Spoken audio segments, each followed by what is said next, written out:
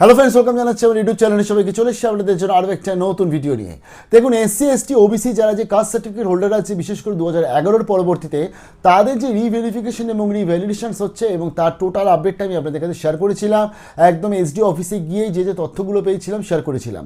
জানিয়েছিলাম যে যারা পঞ্চায়েতের বাসিন্দা রয়েছে তাদেরকে যেতে হবে তাদের বিডিও অফিস, এবং যারা আজকে মিউনিসিপ্যালিটি বা বাসিন্দা আছে তাদেরকে যেতে হবে হচ্ছে এসডি অফিসে গিয়ে রিভেরিফিকেশন অথবা রিভ্যালিডেশনস করতে হবে। তার টোটাল স্টেপ বাই স্টেপ বলা আছে, একটু দেখে নেবেন।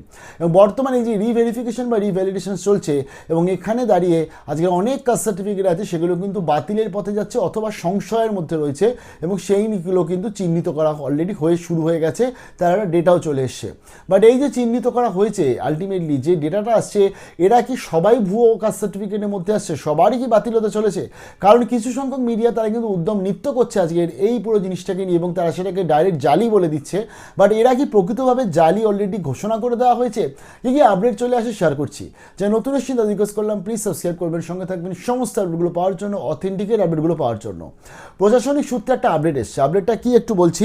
সেখানে বলা হচ্ছে যে 1,22,117টি শংসাপত্র এসসি এসটি ওবিসি 2011 পরে যারা আজকে স্যাংশন পেয়েছে, সার্টিফিকেট পেয়েছে, তাদেরকে সেই সমস্ত শংসাপত্রকে পুনরায় যাচাই করা হয়েছে, এবং তার মধ্যে 76,750টি বৈধ বলে চিহ্নিত করা হয়েছে। 45,000-এরও বেশি শংসাপত্রকে করা হয়েছে যেগুলো সন্দেহের তালিকায় রয়েছে, এবং মাত্র 135টি শংসাপত্রকে বাতিল করা হয়েছে। জানিয়ে দিই আজকের এই যে 45,000-এর ওপর যাদেরকে মানে ধরতে গেলে সন্দেহের মধ্যে রেখে দিয়েছে, অর্থাৎ যাদের কিন্তু শংসাপত্র এখনও অবধি বাতিল করা হয়নি, এবং কিছু সংখ্যক মিডিয়া সেটাকে বলে বেড়াচ্ছে জালি সার্টিফিকেট ফাইনালি। বাট জালি সার্টিফিকেট এগুলো কিন্তু এখনও অবধি সরকারের তরফ থেকে বলেইনি। তাদের কিন্তু এখনও সুযোগ আছে, যদি তারা সত্যিকারের এলিজেবল হয় তাহলে সেটা প্রমাণ করা, সেটার জন্য সাপেক্ষে ডকুমেন্টসগুলো দেওয়া। যেভাবে এসআইআর প্রক্রিয়া হয়েছিল, পরবর্তী যেরকম হিয়ারিংয়ে ডেকেছিল, এসআইআর তো ডকুমেন্টস জমা দিয়ে নাম উঠে গেছিলো অনেকের, কিন্তু পরবর্তী মনে আছে তো একটা ছোটো ডকুমেন্টস নেওয়ার জন্য অনেককে ডাকা হয়েছিল, এবং তারা কিন্তু সেই ডকুমেন্টসগুলো দিয়েছিল। কারো বাবার নামে স্পেলিংয়ে ভুল রয়েছে, তার জন্য সাপেক্ষে একটা ডকুমেন্টস জমা দিয়েছিল। তো সেগুলোর জন্য সেগুলো সব সন্দেহের তালিকায় ছিল, কিন্তু সেগুলো বাতিল কিন্তু ছিল না। তাদের মধ্যে অনেকেরই 99%-এরই প্রায় এসআইআর পরবর্তীতে নাম উঠেও গেছিলো। এর ব্যাপারটা হচ্ছে এই যে বর্তমানে যে কাস্ট সার্টিফিকেট ডিলিটের আপডেট আসছে, সেগুলো কী কী আসছে। প্রথমত এসসি এসটি ওবিসি সার্টিফিকেট আজকে তৃণমূলের আমলে ধরতে গেলে একদম মুড়ি মিস্ত্রির মতন দেওয়া হয়েছিল, এবং তার বিরোধিতা আমরা সবসময় করি, এখনও করছি। এবং সবথেকে বড় কথা, শুভেন্দু অধিকারী বা মুখ্যমন্ত্রী তিনি অলরেডি বলে দিয়েছিলেন, হুল দিবসে মনে আছে তিনি একটা জনসভাতে বলেছিলেন দাঁড়িয়ে, যে আমরা আজকে যারা আজকে এই সমস্ত শংসাপত্রগুলো জালি শংসাপত্র বেরোবে, বাতিল হবে যেগুলো, তাদের আবেদনকারীকেও অ্যারেস্ট করব, এবং তার সাথে যে শংসাপত্র দিয়েছে যে অফিসার, তাকেও কিন্তু আমরা অ্যারেস্ট করব। এবং সবথেকে বড় তথ্য যেটা আসছে, যে দুয়ারে সরকারের সময় 1 সপ্তাহের মধ্যে ভেরিফিকেশান কমপ্লিট করিয়ে বা ভেরিফিকেশান না করিয়েই অনেক শংসাপত্র দিয়ে দেওয়া হয়েছে। এক্ষেত্রে আমি মুখ্যমন্ত্রীকে একটা সাজেশন দিতে পারি, একজন সিটিজেন হিসাবে সাজেশন দিতে পারি, যে শুধুমাত্র ওই আবেদনকারীকে এবং তার সাথে যে আবেদনকারী যে অফিসার এটাকে স্যাংশন করেছে তাদেরকে অ্যারেস্টের পাশাপাশি যে দুয়ারে সরকারে যাদের মাধ্যমে পুরো জিনিসটা হয়েছে, অর্থাৎ মিডলম্যান যারা ছিল না রাজনৈতিক ব্যক্তিত্ব, তাদেরকেও কিন্তু অ্যারেস্ট করা প্রয়োজন, কারণ তারা মিডলম্যানের কাজ করে গেছে, এবং সেখানেও দেখতে হবে তারা কোনো লেনদেনের কাজ করেছে কিনা, যে তুমি আমাকে এত টাকা দাও, তোমাকে আমি পাইয়ে দিচ্ছি, যেটার ভুরি অভিযোগ আমরা প্রিভিয়াস গভর্নমেন্ট থেকে পেয়ে এসেছি এবং পেয়েছি। তো তার জন্যই আমার মনে হয় তাকেও ধরা উচিত। এর ব্যাপারটা হচ্ছে এই যে 45,000 যে আজকের যে বাতিল এখনো হয়নি, এটাকে সন্দেহের মধ্যে নিয়ে আসছে, সাসপিশিয়াস অ্যাক্টিভিটি বা সাসপিশিয়াস অ্যাকাউন্ট হতেই পারে। সেই ক্ষেত্রে অনেকের কিন্তু পরবর্তীতে দেখা যাবে কিন্তু রিভেরিফিকেশান বা রিভেরিফাইড করে তাদের কিন্তু শংসাপত্রটা অ্যাপ্রুভড হয়ে গেছে। তাই এত তাড়াতাড়ি তোমরা চিন্তা করো না। এবং ব্যাপারটা হচ্ছে বাতিলদের তো লিস্ট আসছে আমাদের কাছে, এবং এদের মেবি একটা চিঠি আসতে চলেছে, বা কোনো না কোনোভাবে কমিউনিকেশন করে এদেরকে যখন যেখানে ভেরিফিকেশান হবে সেখানে তাদের ডাকা হবে, এবং তোমরা অতি অবশ্যই সেখানে প্রেজেন্ট থাকবে, উইথ টোটাল ডকুমেন্টস নিয়ে প্রেজেন্ট থাকবে।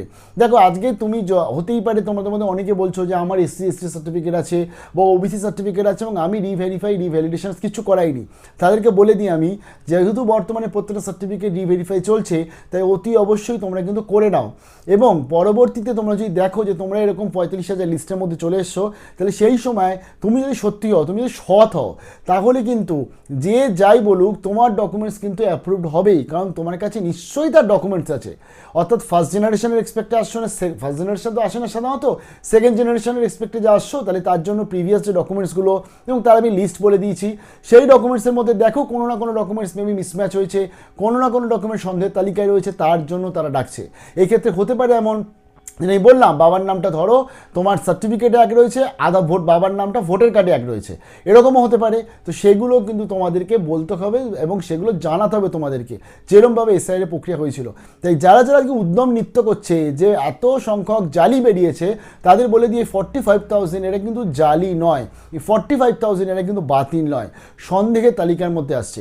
সন্দেহের তালিকা আর বাতিল বা জালির তালিকা কিন্তু আলাদা। এবং এই যে জিনিসটা হচ্ছে এবং এতে সঠিকভাবে আমাদের কাছে এই যে রিজার্ভের যে লিস্ট আসবে, এটা খুব দরকার ছিল জেনারেল স্টুডেন্টস হিসাবে। বিশেষ করে আমি আজকে একটা জেনারেল ছেলে, কারণ যে আজকে মেয়েদের 33% ওদিকে একটা রিজার্ভ রয়েছে, ওদিকে তার সাথে SC ST OBC EWS PWDদের জন্য 100% থাকা উচিত রিজার্ভেশন, সেটা আছে, সেটা বাদ দিয়ে বলছি।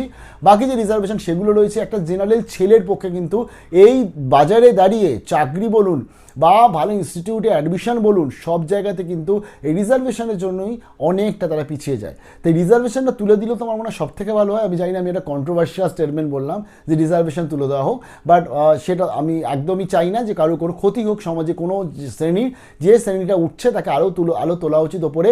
বাট জেনারেল কাস্টের ছেলেদের সত্যি অবস্থা খুবই খারাপ। এবং আলটিমেটলি যদি এক্ষেত্রে বাতিল হয় এবং এই যে ভেরিফিকেশন হচ্ছে, এতে শুধুমাত্র জেনারেল কাস্টের না, আজকে তাদের কাস্টেরও যারা রয়েছে তারাও কিন্তু আনন্দিত, তারাও কিন্তু খুশি, কারণ তাদের কম্পিটিশনটাও পরিমাণে কমছে। তো কি মনে হয় কমেন্ট সেকশনে জানাবেন। অর্থাৎ বাতিল আর জালি এই দুটো আলাদা কথা। তাই যে সমস্ত মিডিয়া এগুলো বলছে আনন্দ পাচ্ছে, আনন্দের সাথে লাফিয়ে বলছে, তাদেরকে বলছি এগুলো নিয়ে প্লিজ করবেন না, কারণ এটা কিন্তু দুটো আলাদা আলাদা কথা। অর্থাৎ দুটো কথার মধ্যে অনেক ডিফারেন্স আছে, বাতিল হয়ে যাওয়া কোনো কিছু আর কোনো কিছুকে সন্দেহের মধ্যে রাখা।